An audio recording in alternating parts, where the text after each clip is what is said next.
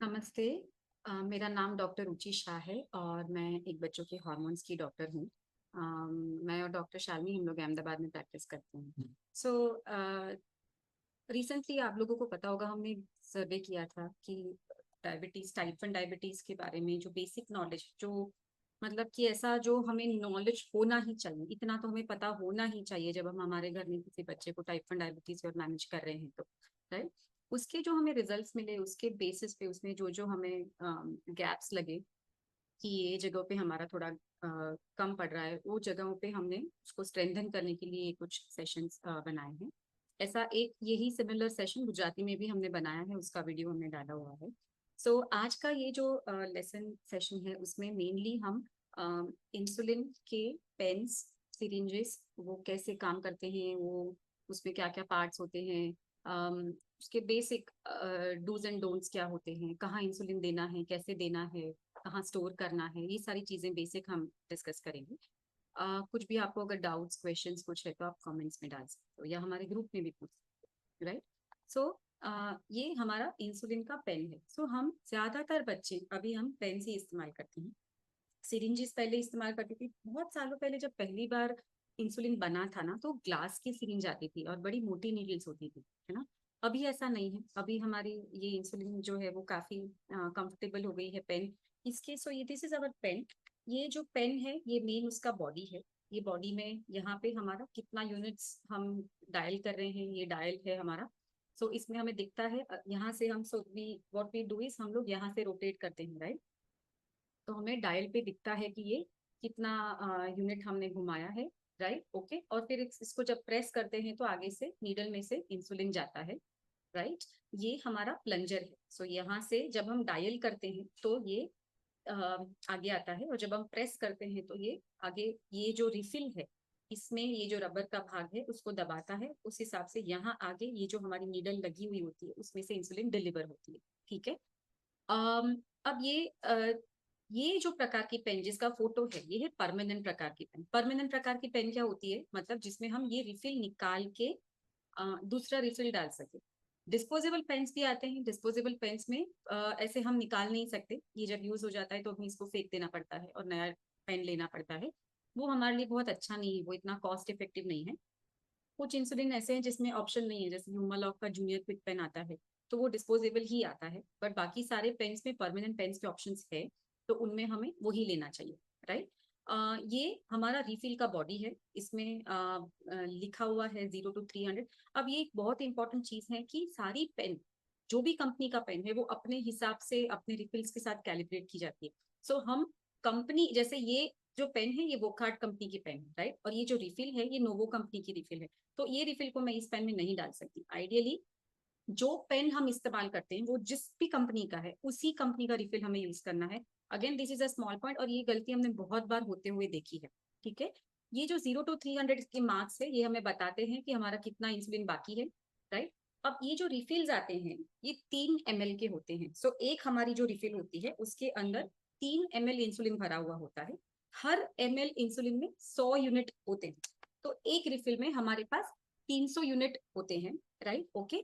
सो जो बच्चा, से फॉर एग्जाम्पल हम लेंटस यूज कर रहे हैं, रोज बच्चा रात को 10 यूनिट लगाता है, 1 या 2 यूनिट हम हवा में डालते हैं, तो करीबन वो समझ लो कि वो रोज 12 यूनिट जितना यूज कर रहा है, तो उसको एक रिफिल लगभग 25 से 27 दिन चलेगा, राइट, ओके। जब भी हम देखते हैं कि हमारा यूज से इंसुलिन ज्यादा जल्दी या ज्यादा लंबे तक चल रहा है, तो कुछ ना कुछ कहीं ना गड़बड़ है, ज्यादा जल्दी खत्म हो रहा है। तो कई बार टीनेजर्स में एक पॉसिबिलिटी होती है कि बच्चे खुद इंसुलिन लगा रहे होते हैं एक्स्ट्रा, तो वो हमें देखना है। कई बार ये इंसुलिन, अगर जैसे मैंने डायल घुमाया पर मेरा प्लंजर आगे ही नहीं बढ़ रहा है, वहीं पे अटक गया है, स्टिफ हो गया है, तो वो मैं घुमा रही हूँ, दबा रही हूँ, पर वो आगे नहीं जा रहा है, मेरा आगे से इंसुलिन भी डिलीवर नहीं हो रहा है, मुझे मालूम ही नहीं है, पर मेरा पेन चलते ही जाता है, चलते ही जाता है, चलते ही जाता है। सो ये चीजें इंपॉर्टेंट है। सिमिलरली ये जो आगे नीडल है, नीडल में सो नीडल के 3 हिस्से हैं। ये प्रॉपर नीडल, अब ये जो नीडल है ना, इसमें जैसे यहाँ बाहर नीडल दिख रहा है वैसे ही इसके अंदर तक नीडल जाती है, राइट। ये जो नीडल है ये हमारे रिफिल के ये जो रबर का हिस्सा है ना उसके अंदर जाती है, ठीक है। अब हम जैसे जब नीडल लगाते हैं तो बाहर का नीडल हम आराम से ऑब्जर्व कर सकते हैं, पर अंदर का नीडल हमें देखने की आदत डालनी पड़ती है, राइट। सो जब भी मैं मेरे पेन के ऊपर नीडल लगा रही हूँ, मैं यहाँ एक ऑब्जर्वेशन करके ही लगा रही हूँ। समझिए ये बहुत पतला नीडल है, राइट। तो ये अगर मुड़ा हुआ होगा, अगर ये हमारे रबर नॉब में सही से गया ही नहीं है, तो ये इंसुलिन डिलीवरी नहीं कर पाएगा, उसमें नीडल में से इंसुलिन पास ही नहीं होगा, राइट। सो ये सारे बेसिक चेक्स है जब भी हम पेन का इस्तेमाल कर रहे हैं, ये बेसिक चेक्स आते ही हैं। बेसिक चेक में दूसरा क्या है, हमारी रिफिल को ऑब्जर्व करना। उसमें जैसे देखो, ये वाली रिफिल बहुत पुरानी है और इसमें बहुत अंदर हवा भरी हुई है। ये दिख रहा है आपको, है ना। इसमें देखो कितनी सारी हवा की बबल है। अगर ये मैं लगाऊंगी तो हो सकता है there is a very high chance कि इसमें हवा जाए। दूसरा, इसमें बहुत सारे पार्टिकल्स भी है। मतलब ये मुझे बताता है कि इसके अंदर इंसुलिन जो है वो खराब हो चुकी है, राइट। तो ये सारी चीजें ऑब्जर्व करते हैं तो हम ये इंश्योर कर पाते हैं कि हमारी पेन हम सही से इस्तेमाल कर रहे हैं। हाँ, जितना भी यूनिट हम लगा रहे हैं बच्चे को पूरे पूरा पूरा पूरा डिलीवर हो रहा है, राइट। अब हमारी जो नीडल है वो दो प्रकार के कैप्स के साथ आती है, राइट। सबसे ये छोटा वाला जो कैप है, अब ये समझिए कि हम नीडल को, this are disposable needles, right. ये जो नीडल हमारी है ये डिस्पोजेबल नीडल है, तो ये यूज एंड थ्रो नीडल है, ओके।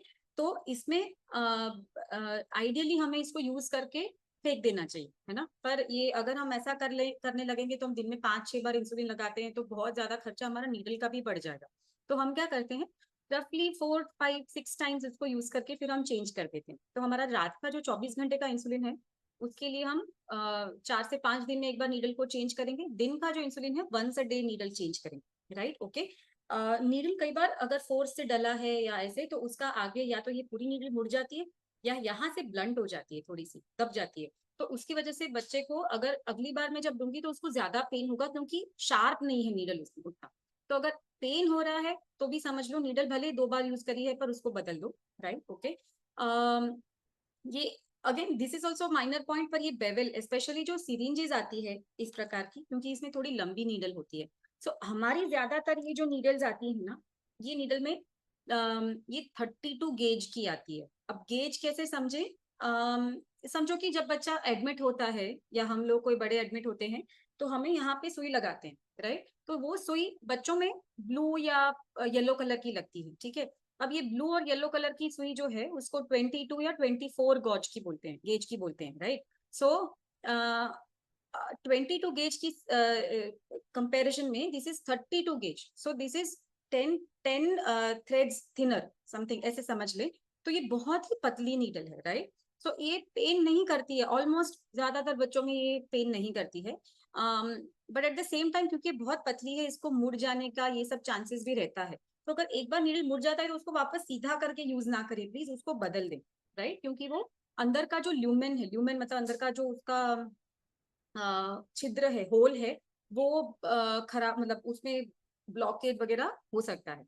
सिमिलरली जब हम मैंने suppose see, so look at the insulin administration method, पहले उसमें देखते हैं, फिर आगे कहाँ कहाँ गलतियां हो सकती है वो देखते हैं। सो इंसुलिन हमें कहाँ लगानी है, हम इंसुलिन एक सबक्यूटेनस इंजेक्शन है। सबक्यूटेनस इंजेक्शन मतलब क्या, चमड़ी के नीचे चर्बी के हिस्से में जो इंसुलिन लगती है वो हमारी होती है सबक्यूटेनस इंजेक्शन, ओके।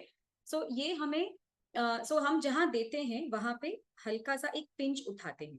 हल्का पिंच उठाना है, बहुत मोटा पिंच क्यों नहीं उठाएंगे, क्योंकि उसमें नीचे का जो मसल है वो भी हमारे पिंच में आ जाएगा। हल्का पिंच है तो हम मसल को नीचे छोड़ रहे हैं और सिर्फ स्किन और चर्बी का पिंच उठा रहे हैं, ठीक है। पिंच उठा के, क्योंकि ये 4 मिलीमीटर्स का ही है, आप इसको सीधा सीधा ऐसे देंगे 90 डिग्री पे तो भी चलेगा। जब नीडल थोड़ा लंबा होता है, 6 मिलीमीटर्स की नीडल भी आते हैं, 5 के भी आते हैं, और ये जो सिरिंज होते हैं उसमें 7 मिलीमीटर लंबी नीडल होती है। तो ये जो नीडल है इसको हम 45 डिग्री या एंगल पे लगाते हैं, ताकि वो अगर बहुत डीप जाए तो मसल में ना घुस जाए, राइट। तो इसको हम एंगल पे लगाएंगे। 4 मिलीमीटर का नीडल अगर हम पिंच उठा के दे रहे हैं तो वो इतना अंदर जाने का चांसेस बहुत कम होता है, राइट। फिर भी बहुत पतला बच्चा है या ऐसा लग रहा है कि चर्बी का लेयर बहुत कम है, तो उसमें आप थोड़ा सा एंगल रख के बच्चे को दे सकते हो, ठीक है। सो मैंने क्या किया, हर टाइम जब हम पेन निकालते हैं, सो पेन मैंने फ्रिज में रखा है। अब हम क्या करते हैं, जनरली पूरा पेन फ्रिज में रख देते हैं, राइट, नीडल के साथ। ये हमें नहीं करना है, राइट। नीडल ठंडा हो जाता है तो वो पेन कर सकता है। तो what we can do is, जब भी हम ये कर रहे हैं, एक तो मैंने लास्ट जो दिया उसके बाद मैं ये कैप चढ़ाने की कोशिश नहीं करूंगी, क्योंकि ये इंजरी कर सकते हैं, बहुत पतला है ना, तो इसको डालते वक्त इंजरी हो सकती है। तो ये नहीं करते, हम क्या करते हैं, सीधा ये बड़ा वाला कैप डालते हैं, राइट। बड़ा वाला कैप डाल के इसको हम रिमूव कर देते हैं पूरा का पूरा। और हमारा बाहर का, फ्रिज के बाहर का जो डायबिटीज का हमारा किट है उसमें ये नीडल चला जाता है, और फ्रिज में सिर्फ ये पेन जाता है, राइट। इसको कवर करके फिर फ्रिज में ये बिना नीडल का पेन जाएगा। इससे नीडल ठंडा नहीं होगा तो पेन हम थोड़ा कम कर सकते हैं, राइट। अब जब हम बाहर निकालते हैं और सुई डालते हैं तो हम क्या करते हैं, हमें अंदर भी ऑब्जर्व करना है कि हमारा नीडल सही है। हमने लगाया, रिफिल को ऑब्जर्व किया, और अब हमने डायल किया कि हमें कितना यूनिट लगाना है। सी फॉर एग्जाम्पल मुझे 5 यूनिट्स लगाना है, मैंने 5 यूनिट्स डायल किया, राइट, ओके। बट सीधा सीधा 5 यूनिट्स हमें नहीं लगाना, सीधा 5 यूनिट्स हम डायल नहीं करेंगे। हम क्या करेंगे, हमेशा 2 यूनिट पहले हवा में फव्वारा करेंगे, राइट। उसके बाद ही हम करेंगे। ये क्यों करना है, एक तो अगर हवा है तो ज्यादा हवा है तो फव्वारा नहीं बनेगा 2 यूनिट में, तो हमें ज्यादा यूनिट घुमा के जब तक वो प्रॉपर फव्वारा नहीं आता तब तक वो करना पड़ेगा। तो एक तो हवा निकालने के लिए, दूसरा जब हम इंसुलिन लगाते हैं, मैंने इंसुलिन लगाया, 10 तक गिना, मैंने बाहर निकाल दिया, राइट। उसके बाद अगर आपने कभी कभी ऑब्जर्व किया होगा कि हमारा ये जो नीडल है उसके ऊपर इंसुलिन का ड्रॉप दिखाई दे पड़ता है। हमने पूरा 0 तक किया था फिर भी इसके ऊपर इंसुलिन का ड्रॉप दिखाई दे पड़ता है। अब ये क्यों होता है, ये जो नीडल का हिस्सा है इसमें जो इंसुलिन है, तो अब क्या, जब मैं बाहर लाती हूँ हवा में, हवा अंदर जाती है और नीडल के अंदर का हिस्से का जो थोड़ा सा इंसुलिन बचा है वो बाहर निकल जाता है। तो अब मैं जब नेक्स्ट टाइम इंसुलिन लगा रही हूँ तो मेरे नीडल में इंसुलिन नहीं है, हवा भरी हुई। तो मैं जब 2 यूनिट हवा में करती हूँ तो मैं इंश्योर करती हूँ कि मेरे आगे का नीडल भी इंसुलिन से भर जाए। अदरवाइज जब मैं इंसुलिन लगाऊंगी मेरा पहला यूनिट तो हवा में जाएगा, हवा जाएगी, राइट, वो मुझे नहीं चाहिए। तो इसलिए हमेशा बाहर निकालने के बाद 2 यूनिट हम हवा में डालेंगे। उसके बाद हमें जितना भी इंसुलिन लगाना है उसको हम डायल करेंगे, फिर चमड़ी को लिफ्ट करेंगे, इंसर्ट स्पीड में करेंगे, जो भी 6 से 0 तक का पोर्शन है उसको भी स्विफ्टली दबा के 0 तक ले आएंगे, राइट। एक बार ये 0 तक आ गया है फिर हमें गिनती करनी है 10 से 1 तक, 10, 9, 8, 7 ऐसे। उल्टा गिनती क्यों करनी है, ताकि हम थोड़े से स्लो डाउन हो जाते हैं जब उल्टा गिनती करते हैं, तो प्रॉपर 10 to 15 सेकेंड्स हम होल्ड करते हैं और उसके बाद पिंच छोड़ के इसको निकालना है, राइट। जब भी हम निकालते हैं तो हमें जहां से हमने डाला था इंसुलिन वहां पे इंसुलिन का कोई भी पानी का ड्रॉप बाहर स्किन के ऊपर दिखना नहीं चाहिए। से फॉर एग्जाम्पल मैंने जहां लगाया है वहां अगर मुझे छोटा सा पानी ऐसे बाहर आता हुआ अगर दिख रहा है तो दैट मीन्स कि मेरा गया हुआ इंसुलिन बाहर आ रहा है। इसका मतलब ये हुआ कि या तो मैंने प्रॉपर वेट नहीं किया है इंसुलिन देने के बाद, 10 सेकेंड प्रॉपर वेट नहीं किया है, या तो मैंने इतना प्रेशर में डाला कि मैंने जब निकाला वो अंदर चमड़ी के नीचे इतना प्रेशर में मेरा इंसुलिन था कि मैंने ये नीडल से जहां जगह बनाई ना, ये जो रास्ता बनाया उसी में से मेरा थोड़ा इंसुलिन बाहर आ गया। तो ये टेक्निक का एक छोटा सा हिस्सा है जिसको भी हमें ध्यान रखना है कि स्किन में जहां दिया है वहां से इंसुलिन दिखना नहीं चाहिए, वहां पानी पानी जैसा नहीं दिखना चाहिए। पर निकालने के बाद नीडल के टिप पे वहां पे हमें छोटा सा इंसुलिन का ड्रॉप दिख सकता है, which is okay, which is normal, ठीक है।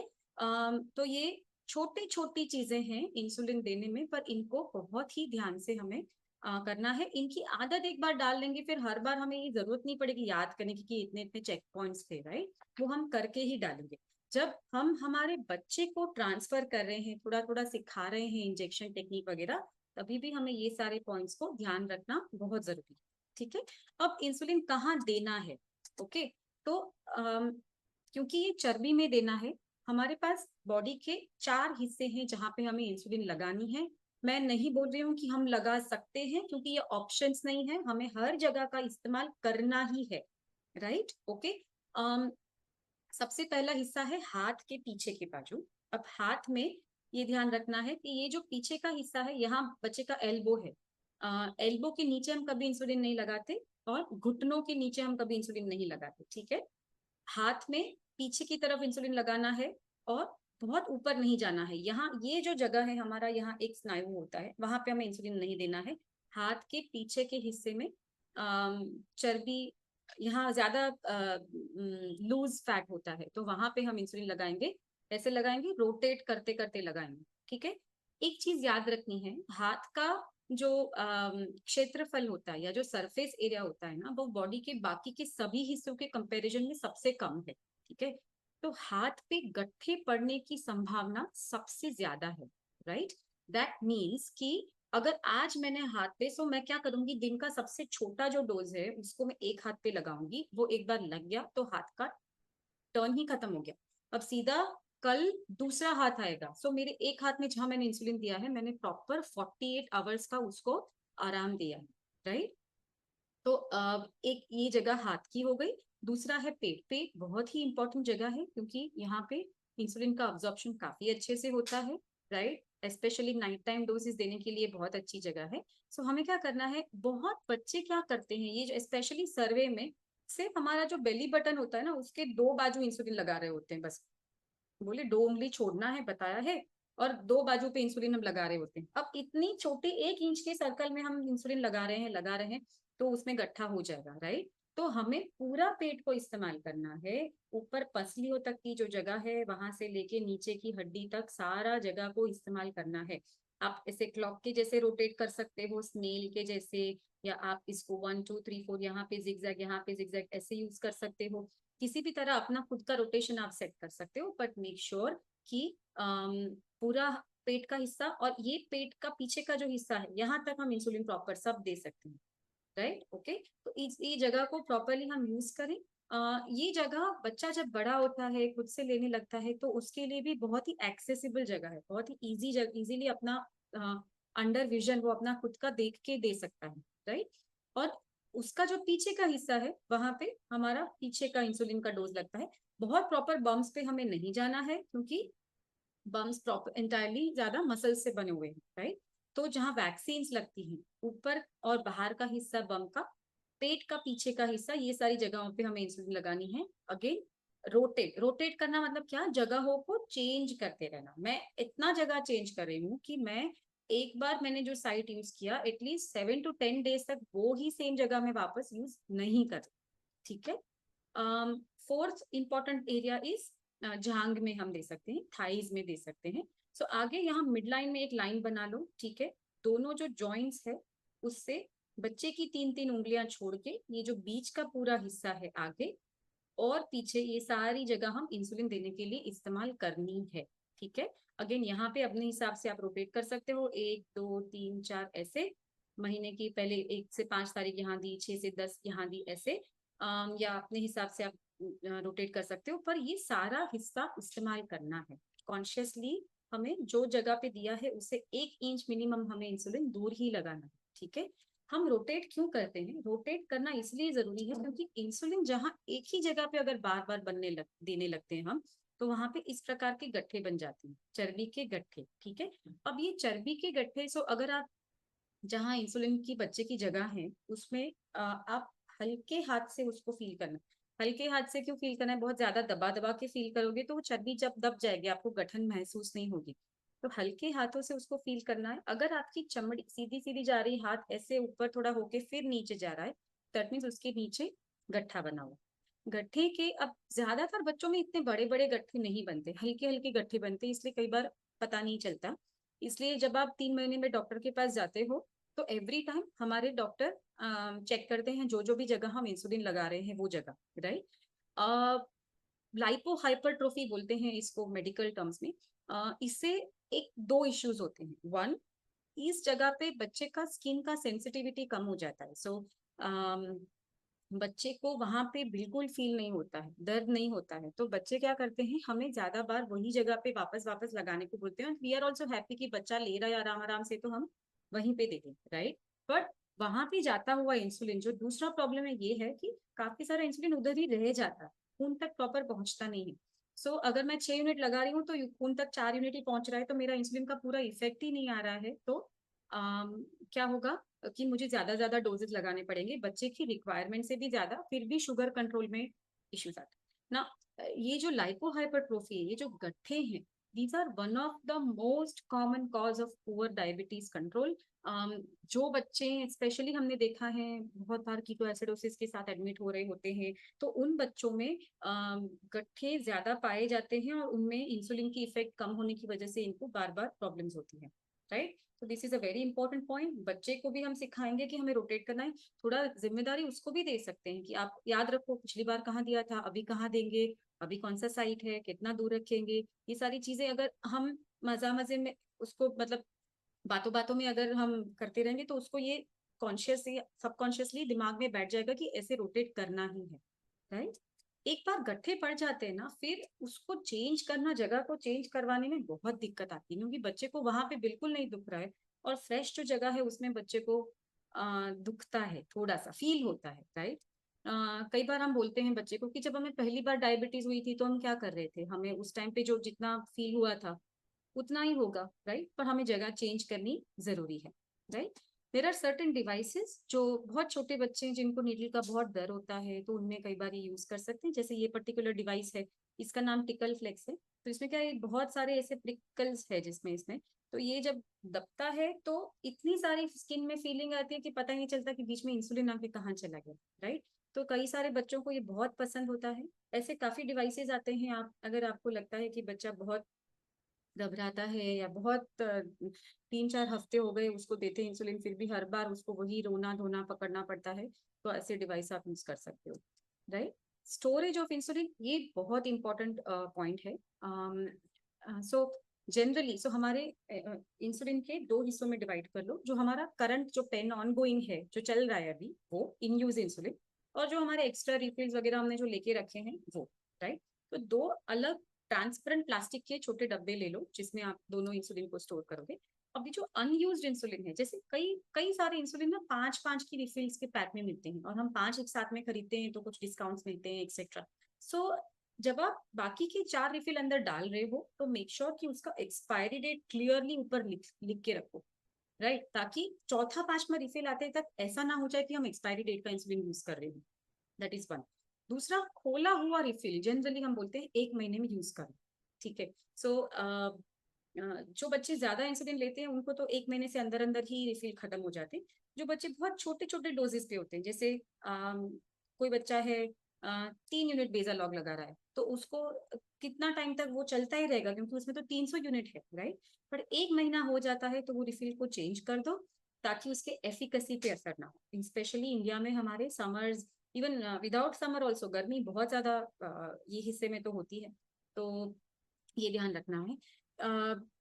हम जब फ्रिज से बाहर निकालते हैं तो इसको हम थोड़ा सा हल्का हमारे हाथ में रब कर सकते हैं, उसको थोड़ा सा वार्म या रूम टेम्परेचर पे लाने के लिए। ये इसलिए कर सकते हैं क्योंकि उससे बच्चे को पेन थोड़ा कम होता है। सो जो बच्चे काफी, जैसे एक एक टाइम पे 10-12-15 यूनिट लग रही है, तो वो बच्चे में मैं डेफिनेटली वार्म करूंगी इंसुलिन को थोड़ा, क्योंकि वो बड़ा डोज ले रहा है, उसको पेन कम होना। दूसरा क्या है कि क्योंकि बच्चा 10 यूनिट हर बार लगा रहा है तो उसका रिफिल जल्दी 10-12 दिन में खत्म होना ही है। तो हर बार मैं उसको वार्म करूंगी तो मुझे बिगड़ जाने का चांसेस कम।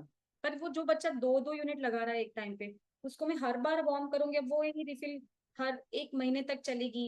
ठंडी हो रही है फिर वापस वार्म हो रही है ठंडी, तो उसको बिगड़ने के चांसेस ज्यादा है।